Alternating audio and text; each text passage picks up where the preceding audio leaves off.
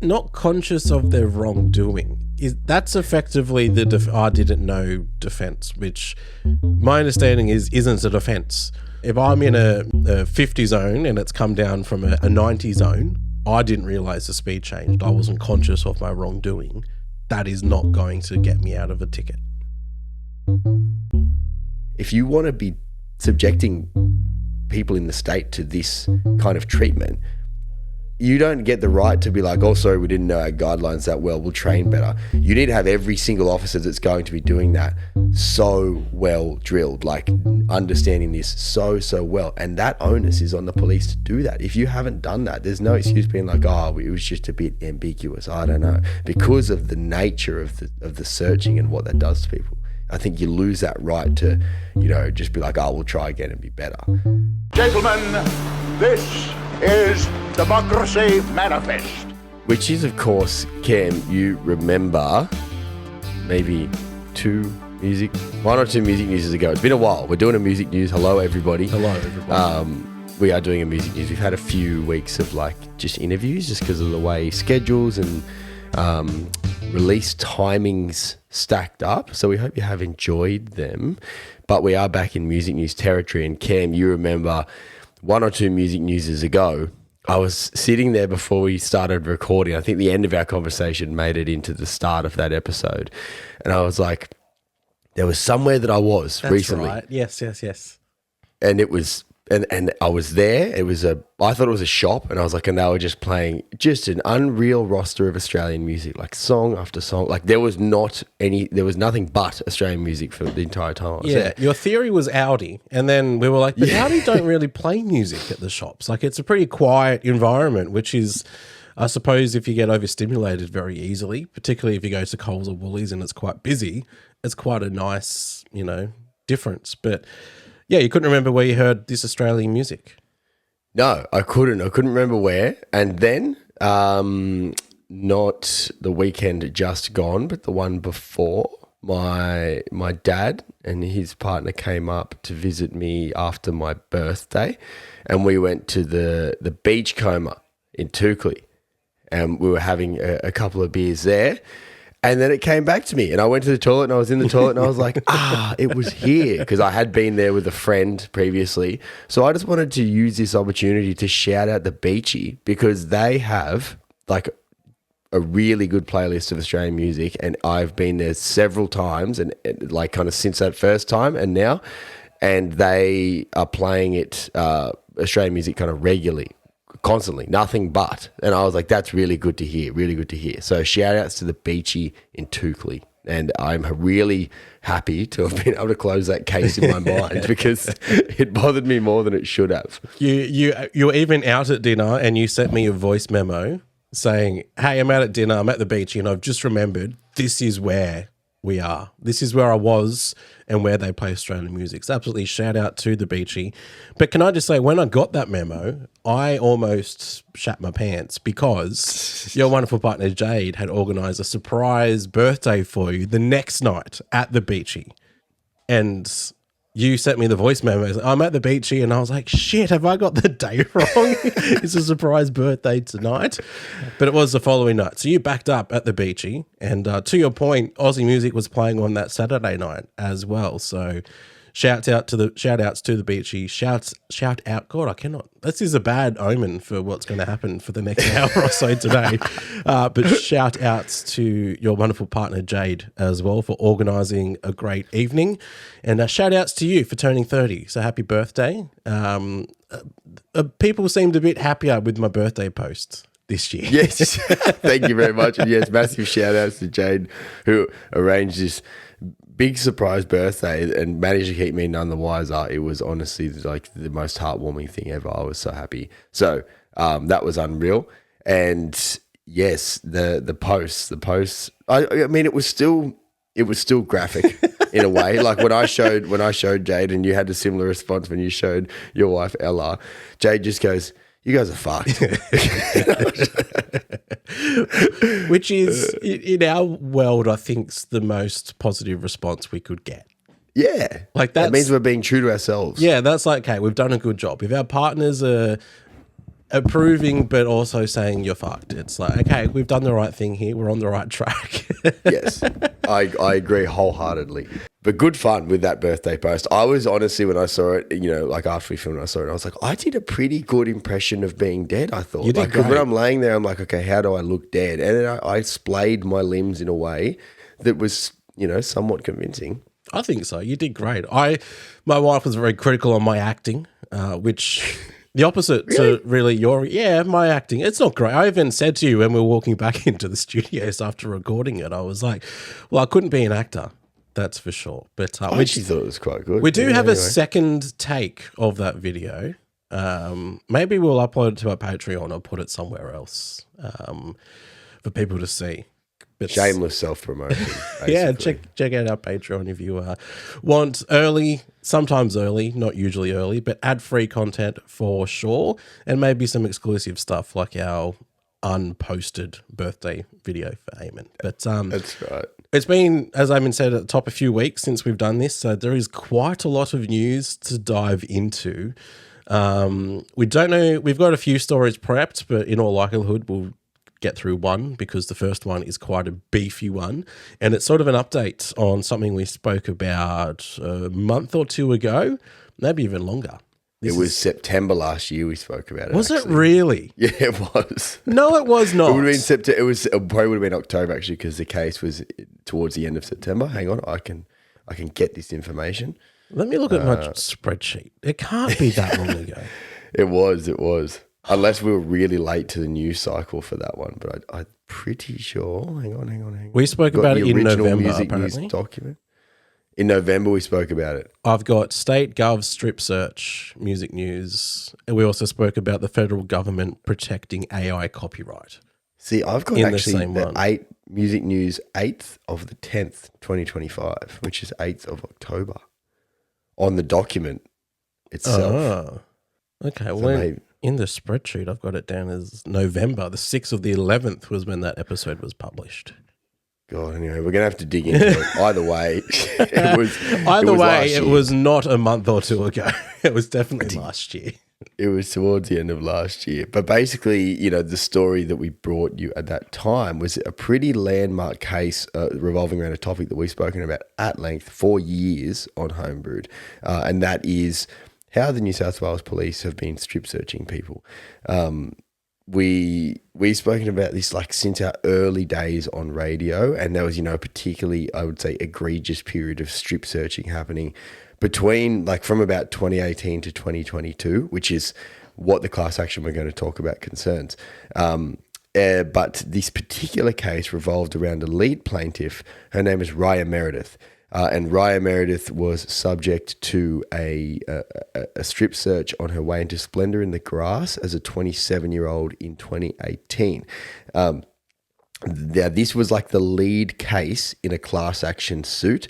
So the implications of the outcome of this case were really significant for the New South Wales Police. The class action, as we'll get to, has thousands of people signed up to it. So this is a very significant case revolving around a pretty significant story that's, we're going on nearly a decade of this being kind of ongoing in New South Wales public discourse.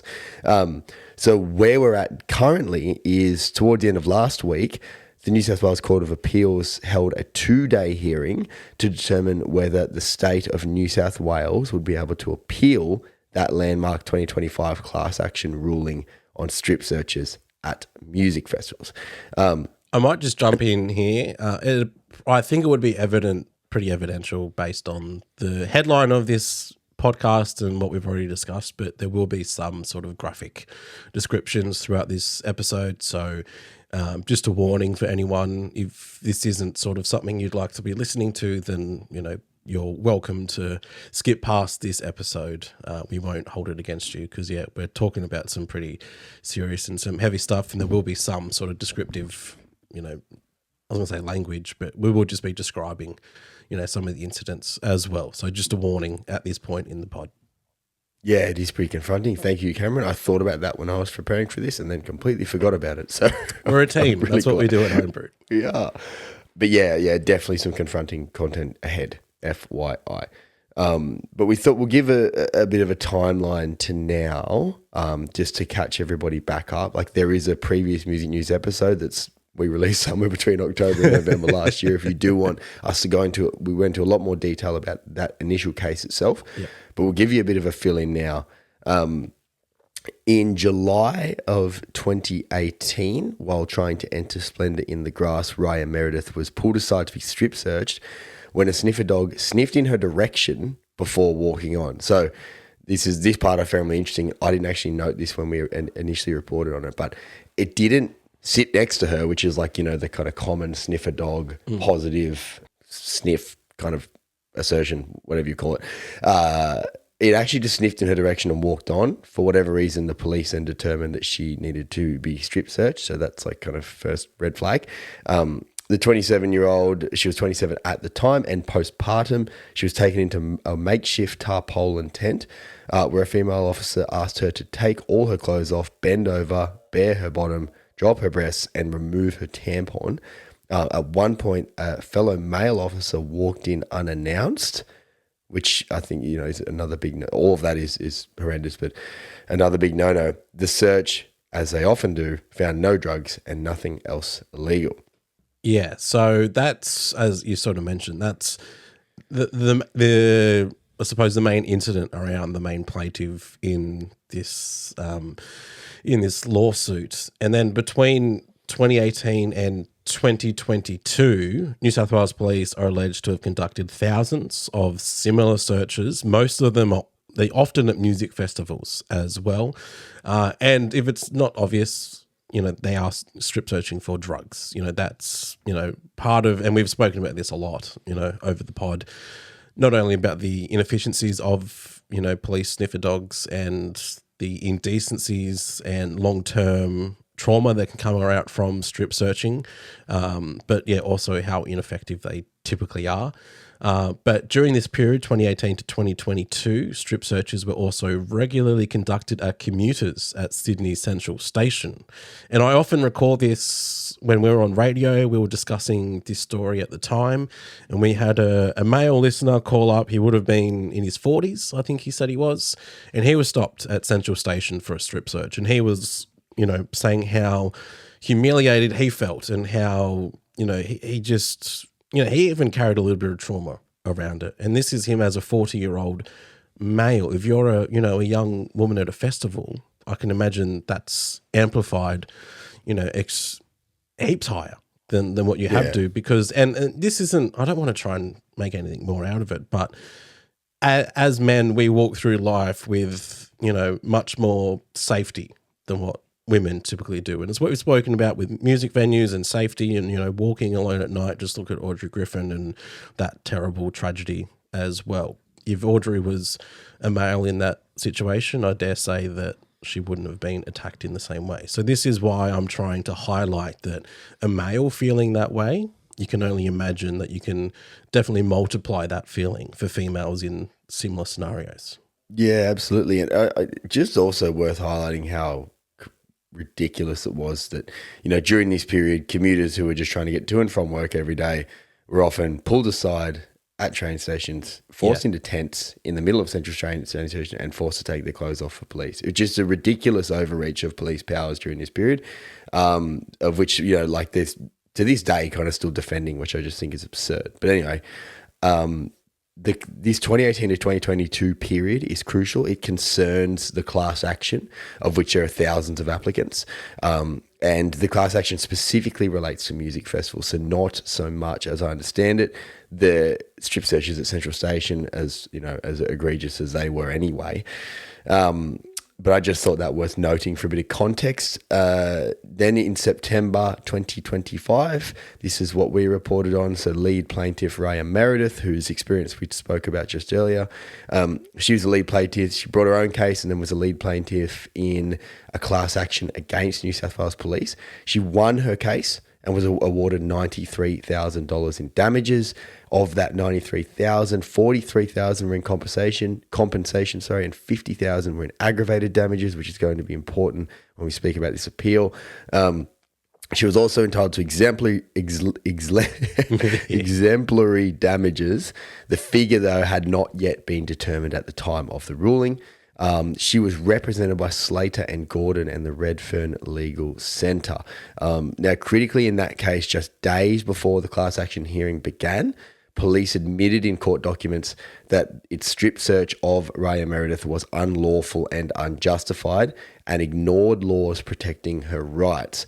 They then withdrew 22 witnesses, mostly police officers, who were set to contest the lead plaintiff's version of events in the hearing. The hearing took place in May of 2025. So days before, obviously Raya Meredith's team and herself is preparing that her testimony is going to have to come up against 22 police officers, which the police were bringing for their own case, and then they withdrew them. So that's also really important for what we're going to talk about in a moment. Now, the critical part about this case is it wasn't just a case in isolation. The ruling opened the floodgates to thousands of similar cases, which would follow on as part of that class action. The New South Wales Police at the time themselves acknowledged that this could result in over $150 million in compensation payments. 3,000 people at that time had signed up to the class action. The affected cohort was estimated to be twice as big.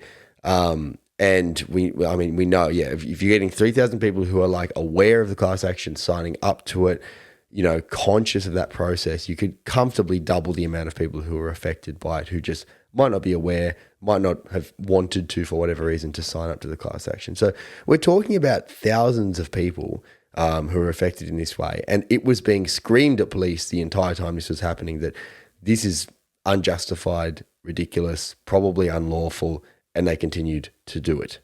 And even by the police's own admission, it was unlawful and unjustified as well. The withdrawal of the 22 witnesses as well is also, I think, it can come down to multiple of reasons as well. I'm a regular listener of the Case Of podcast that the ABC do. So I'm hearing a lot about witnesses and testimonies and court procedures. And obviously there are lots of different reasons why witnesses can come and go. But to have 22 of them, it's not just, a handful that they decided weren't coming forward. To have all 22 withdraw and then to admit that it was unlawful and unjustified days before the hearing begins, I just think that that's a massive, it's a big admission from police, you're preparing for this lawsuit and then you say, that was wrong of us. Yeah. But when we're not going to, and this is, I suppose, foreshadowing a little bit, we're not going to try and change too much about our habits and our procedures and the way that we do strip searches, even though we've identified thousands of cases where it has been unlawful and unjustified, which is beggars belief. Yeah, 100%. Also worth noting, at the time of that case, I can't say whether this has happened subsequently. I think it may have when we had a new police commissioner come in, because I believe, I think it's Mal Lanyon, the New South Wales Police Commissioner, came in soon after this case. I believe they then apologised, but up until this point, so the case had happened, the police had admitted it was unlawful and unjustified, and they defied their own guidelines. They still hadn't apologised, which I think is telling. And even after that apology happened, we had people like the Premier and the new police commissioner still defending the practice.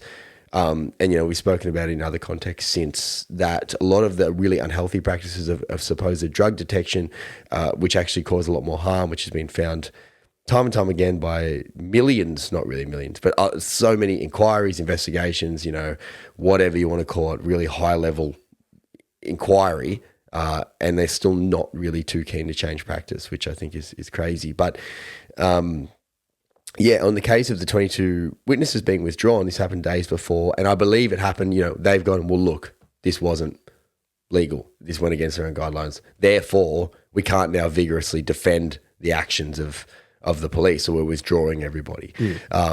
But why we were in court last week is because the state of New South Wales is seeking leave to appeal the successful class action.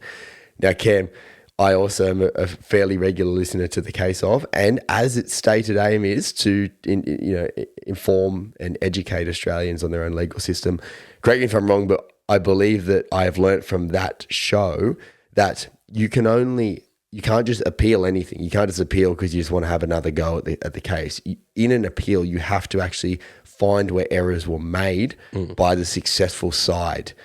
So in this case, Raya Meredith's legal team, New South Wales Police and the state of New South Wales is seeking leave to appeal, and they're citing 6 grounds where they believe either the judge or the plaintiff's legal representation actually got this wrong.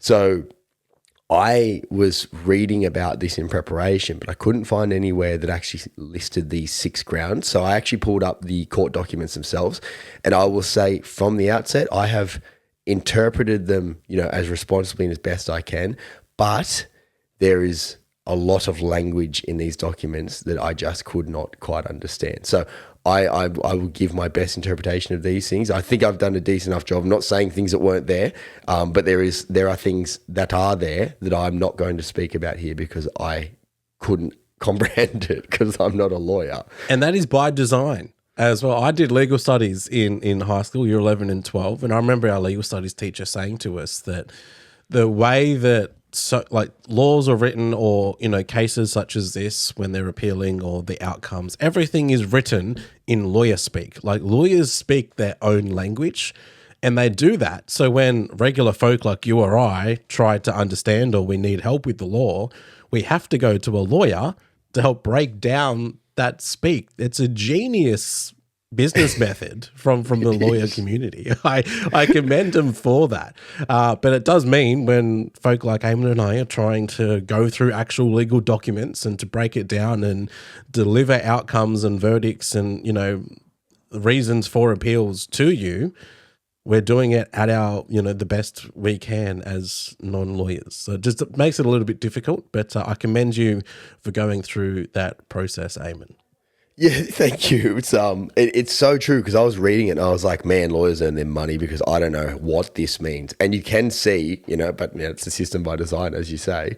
You can see how, when putting together a case, like how thorough you must be, and how one little misstep or misinterpretation of a certain thing or mispresentation of a fact or whatever can derail the whole thing if you get it wrong. So the stakes are quite high.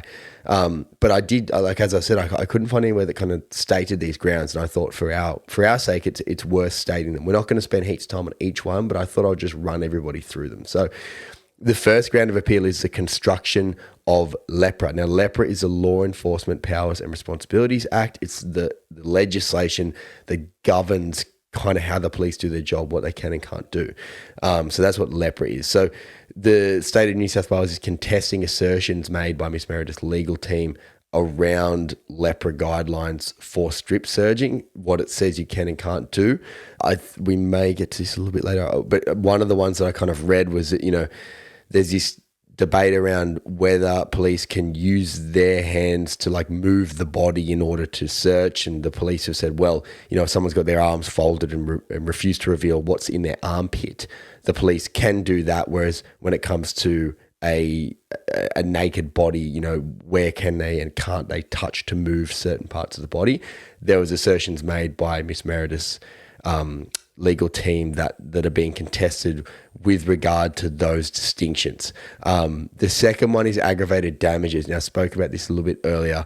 So Justice in that original case from last year, Dina Yaya, the police are saying that she erred in awarding Raya Meredith aggravated damages as part of her findings. So the aggravated damages are effectively to say, there's damages for the event, there's aggravated damages for the conduct that's happened thereafter. And in this case, I believe that Justice Yaya was referring to the fact that they were building this case and then withdrew their 22 witnesses at the 11th hour and admitted guilt. So the aggravation that was being suggested there was that Ms. Meredith, up until 2-3 days before she was meant to stand in the witness box in court, give her account, was expecting to be called a liar and have her version of events challenged by no less than 22 witnesses, many of them police officers, and was probably going to be subject to some kind of cross-examination as well.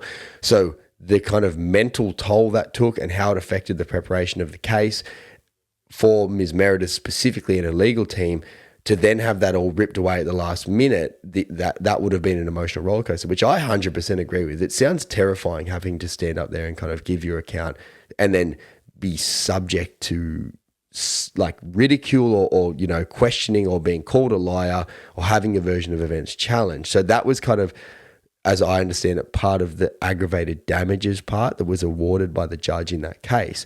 The police are contesting this because they're effectively saying that, well, it's up to us how we run our defense case. We decided to change our defense case at the last minute. That has nothing to do with aggravation, et cetera, et cetera. So that's kind of that part of the second point of contesting. Which was the $50,000 that Meredith was awarded as part of this as well. So they're contesting that $50,000 as part of the aggravated damages, I suppose. Yes, yeah. So that's a part of the aggravated damages there. The third point, the third ground for appeal that they're claiming is double counting in general damages for false imprisonment and assault. So part of the ruling was basically saying this was assault because of how she was treated, and false imprisonment was that there were not grounds enough to pull her aside, drag her into a tent and search her in the first place. So that's the false imprisonment and assault side of it. The state of New South Wales is disputing the award of $40,000 in compensatory damages for false imprisonment and assault. They claim that the injuries, these are stated injuries of fear and shock caused by each tort, were double counted and therefore compensated twice. So this is it's not a semantic, but it's more like details in how compensation was awarded. They're saying that basically the same injury to Ms. Meredith was compensated 2 times, which they're saying you cannot do. I'm assuming in that they're saying the false imprisonment is one, like they're sort of seeing it as one event where the way the damages were handed out was, money for the false imprisonment and then a second compensation for the assault, where the police are trying to have it all as one event. Am I interpreting that correct? I'm not, to be honest with you. This is the asterisk. I'm not 100% from my reading of it. I believe it's either what you're saying, Cam, or it's either that those 2 injuries were kind of counted in 2 separate ways in the calculation of compensation. So either or, they're basically just saying it was compensated 2 times and they're disputing that. Yep. The fourth one was exemplary damages.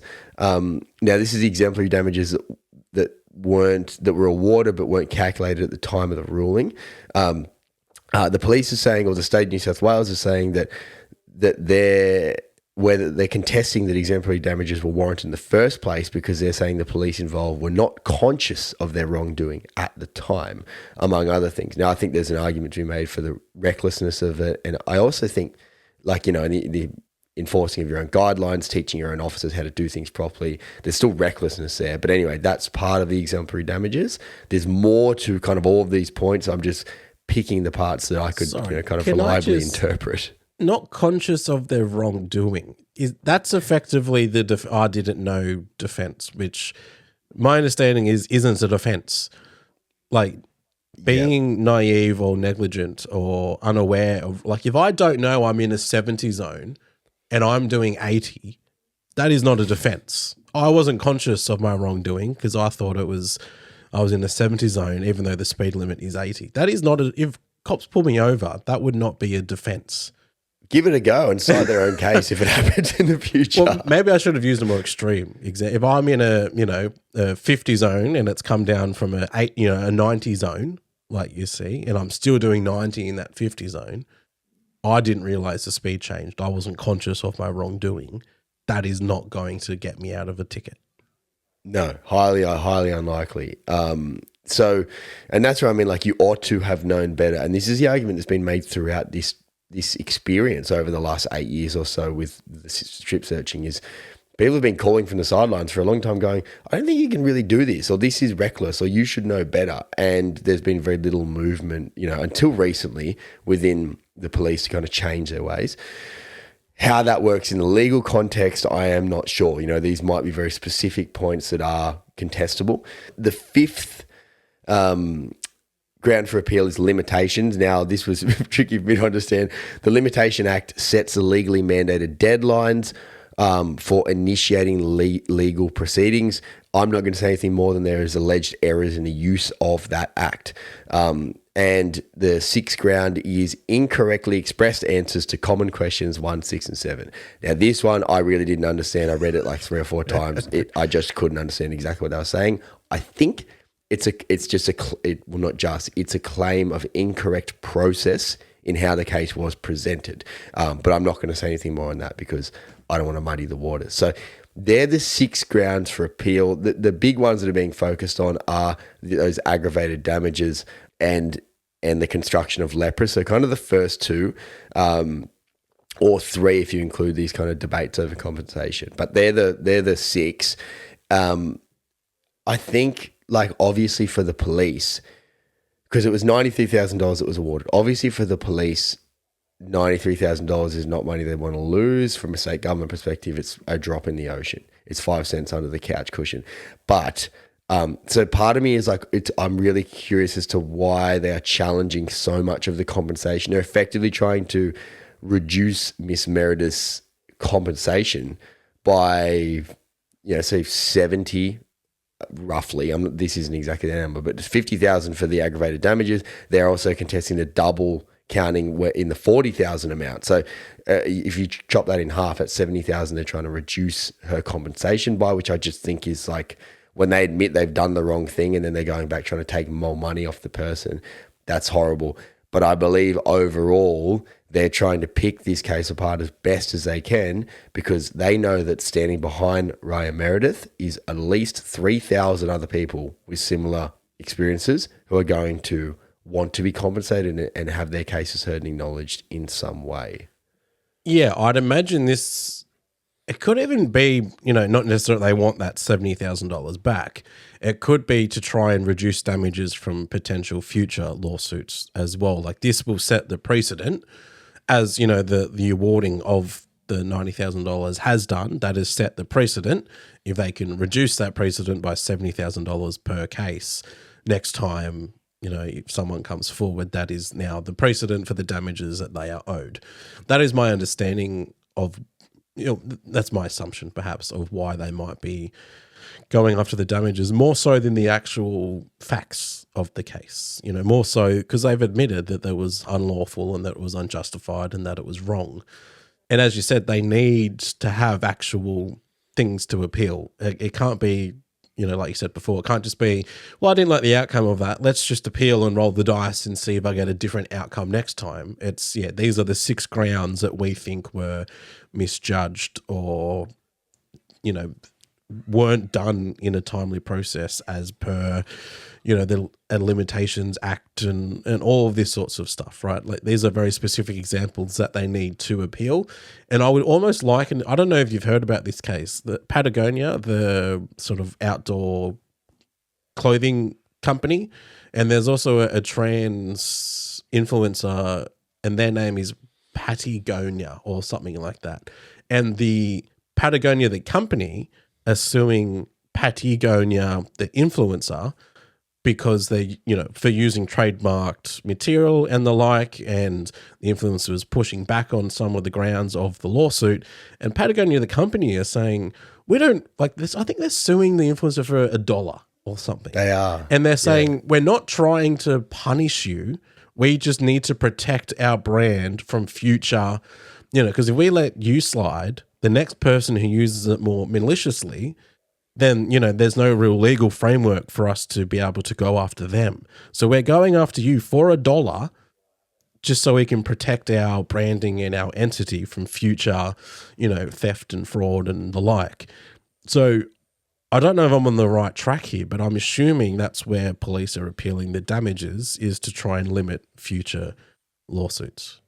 It's very funny you mentioned that. I was reading about that Patagonia case this morning, and I was like, okay, very interesting. Patagonia, I've always understood to be a very ethical company, and they seem to be going about this as ethically as they can while protecting their own brand, like suing for $1. But I believe that's the case. And when I look at this, I just think, and it's like, maybe this is a very like perfect worldview. Really, the police have admitted they've done the wrong thing. It's clear to anybody who reads the account that this would be a traumatic experience for a young woman, for anybody, but a young woman in particular, just cop it on the chin. Like, and accept that you have made an error. You have made a significant error over a number of years, and the people who you have harmed deserve to be compensated.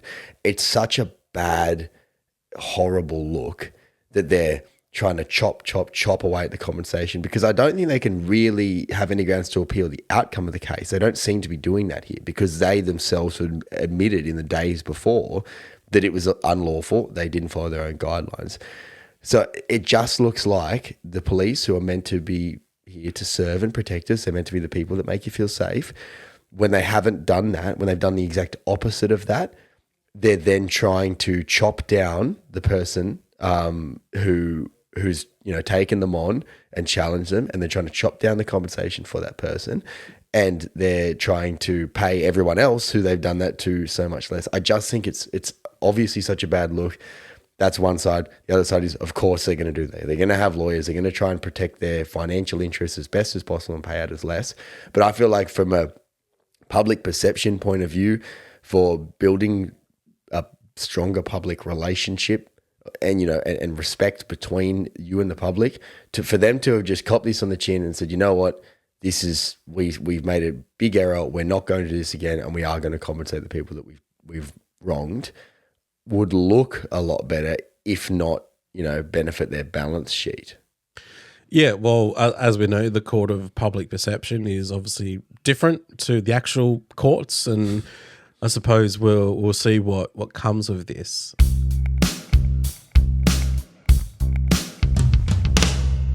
Hi, it's us. Sorry to interrupt us, but we're here with an important message from our sponsor, Sonora Studios. Yes. Go to Sonora Studios, and we will expand upon that message. Jack was really brief in what he sent us. It was just all caps, go to Sonora. Well, take that advice if you want, but if you are a musician or a music producer and you're looking for a space to record your work or record the work of others or work out of, we would like to highly recommend Sonora Studios in Tuggerah for you to do that. It's a fantastic space curated by Jack Negro, very welcoming, unreal place to record out of, at least for podcasts, but we know based on all the musicians we spoke to that it's fantastic for music as well.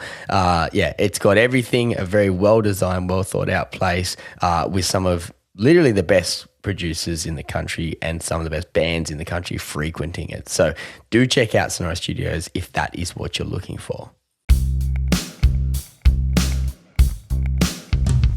But those are the 6 grounds.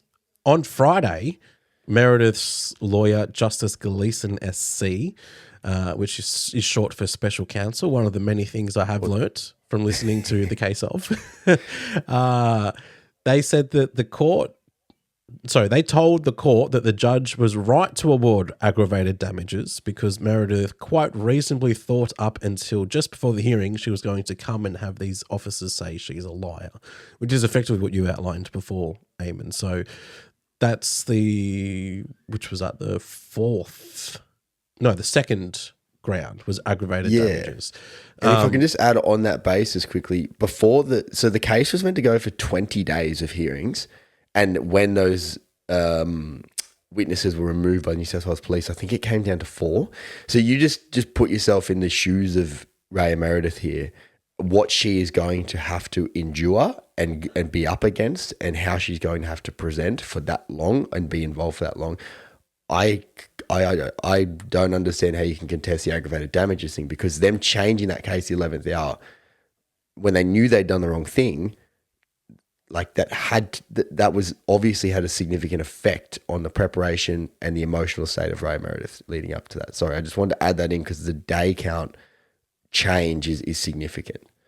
Yeah, and I suppose the point I'm trying to make is just because she didn't have to sit on the stand and give evidence, it doesn't mean that, she'd have been rehearsing with her own lawyers. This is what the police might say in this instance. This, what would you say in response to that? Or, she'd have gone through training, which would have been just as traumatic as the actual experience as well. So I'm with you on that front, Eamon. Yeah, 100%. I mean, we need to see how it pans out. Gleeson kind of, Justice Gleeson went on to say the state should have amended its defence earlier, given the officers involved served a statement 12 months prior to the hearing saying they had no recollection of the event. And he said it would have mitigated the plaintiff's suffering and hurt. So, I mean, that again is more evidence to it. They're saying 12 months prior, they don't even remember the event, and yet you've got 22 witnesses that are apparently going to stand up and say that she was a liar. How does that work? The state's lawyer, Perry Hersveld, SC, argued that the state's conduct did not meet the threshold for aggravated damages and that a defence being abandoned or failing is not sufficient. He also argued that aggravated damages can't be awarded for conduct in a case due to the test often resting, quote, on nothing other than the judge's idiosyncratic view as to whether the defence should not have been run in the way it was. So Perry Hersveld is effectively saying, well, the judge has made this decision for aggravated damages based on what she thought should or shouldn't have been done in the running of our defence. That's up to us to decide. Again, I find it hard to come to that view because of the facts that were just presented, that we just spoke about previous, about how long the case is going to go for, obviously, when they pulled the witnesses and what they knew prior to that. The state's lawyers also kind of argued that Justice Yaya erred, and I believe that erred, just basically means like favoured one side, when ruling that police can only request a person move their body parts during a strip search and does not have the express power to use reasonable force if that request is refused. So this is that kind of leper guideline legislation that we were talking about a bit earlier. The critical part, and this has been said forever and a day, the leper guidelines insist that strip searching can only be performed when the seriousness and urgency of the circumstances make the strip search necessary. The point to which whether some, and the example used was they're carrying a really high quantity of drugs that could do a lot of damage, or they're carrying a weapon or something like that.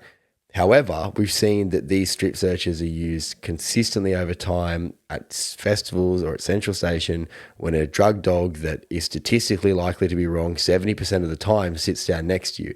And that seriousness and urgency factor is simply not there. That's just a bit of a side note. What they're actually contesting, as we spoke about, is that that people cannot be interrogated while being strip searched, and that searches must not involve a search of a person's body cavities or an examination of the body by touch. And this is that kind of debate over what's being said in LEPRA as to whether, I am getting strip searched and I'm holding a bag of drugs in my underarms and I refuse to uncross my arms, versus I'm being strip searched. How far can they go in terms of touch forcibly moving the body? So that's kind of the other thing that they're kind of like contesting on.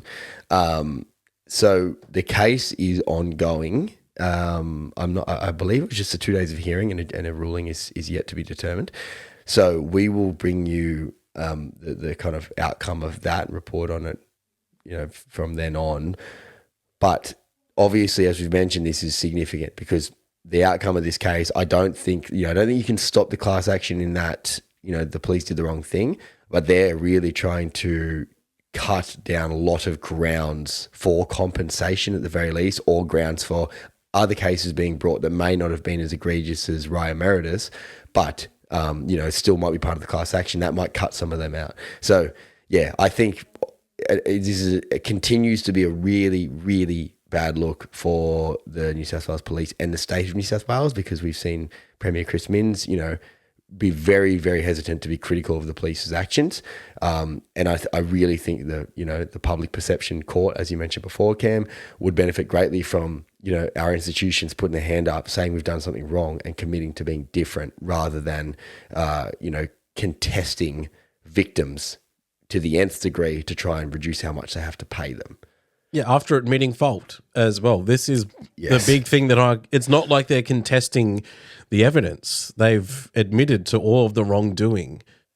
That's what makes the public perception of this even worse for the police, is that, if they were contesting the evidence, you could perhaps see why they might want to defend their actions and their police and, the institutions really that is there. But the fact that they've admitted to all of the wrongdoing and they're just trying to limit the compensation, that is what feels scummy in that regard. Yes. And this isn't to, bash on cops or anything like that. This is, specific to this case and this example. And I suppose the practice of strip searching, because what we've discussed a lot is that they aren't trained properly. They're, and this isn't, again, to defend I didn't know my conduct was wrong. It's still wrong. It should still be punished, similar to doing 90 in a 50 zone. But a lot of the training isn't there. So how much of the blame goes to the institution of New South Wales Police? How much of the blame goes to the training that the cops go through as well? So there is a lot to unpack here. And even just going back to your point that you made that LEPRA, the strip searches can only be in the serious and urgent circumstances that makes a strip search necessary. To go back right at the top, the sniffer dog sniffed in her direction and kept walking. So anyway, that's... Yeah. And I don't have the exact stats in front of me. We've spoken about it before. It is like 70%, but let's just wind it back. Let's say 60, 50%. The dogs are wrong like the majority of the time, more than half. And I'm pretty sure it's around that 70 to 80% of the time that they are wrong. There is nothing found after their sniffing. And that's not to say, in that conversation that we had in radio years ago, the police officer told that man, you could have sat on a seat on the train and someone else who was carrying weed sat on before then, and you've just got a little bit on you. So the dogs might be detecting the scent. It doesn't mean that you have it on you. And 70% of the time they're wrong. So in this case, the dog sniffed in the direction, kept walking, didn't even sit down. So that strike rate was reduced to probably 10% success. And they still chose to do that. I think there's some elements of this where it's like, well, if you want to be subjecting people in the state to this kind of treatment, you don't get the right to be like, oh, sorry, we didn't know our guidelines that well, we'll train better. You need to have every single officer that's going to be doing that so well drilled, like understanding this so well. And that onus is on the police to do that. If you haven't done that, there's no excuse being like, oh, it was just a bit ambiguous. I don't know. Because of the nature of the searching and what that does to people, I think you lose that right to, just be like, oh, we'll try again and be better. And yeah, the whole, we've had the drug summit, the whole thing needs to be overhauled, and there's still a lot of resistance to that. But hopefully this case can at least kind of put to bed some of the strip searching practices. Yeah, absolutely. Especially by the admittance of wrongdoing. And, the fact that, police seem to be so numb, I want to, because I know, they're frontline workers, they see a lot of heavy stuff, working in the force. So they are often quite numb to some of the realities to life. And I don't know whether it's that numbness because they go through a lot, that in these instances, they don't see it as a serious traumatic experience because of their high exposure to, really gruesome and, really the worst of society is what they deal with a lot of the time.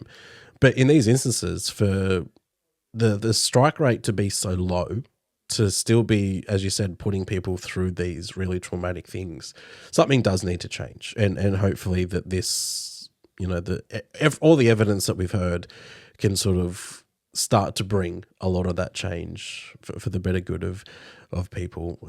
So we don't have to go through it again. Thankfully, the train station strip searches, that has finished, from my understanding. I think they copped a lot of backlash during that time and realised, but it doesn't mean that it still doesn't happen at festivals and, other instances out in public. So if we can, as you said, better training and actual, following their own guidelines a lot of the time will certainly go a long way.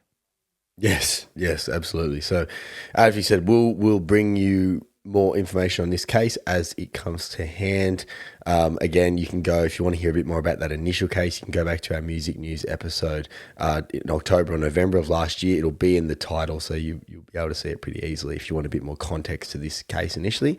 But that'll do us for the music news for this week. It's been good to do a music news after a while, Cam, in a little bit.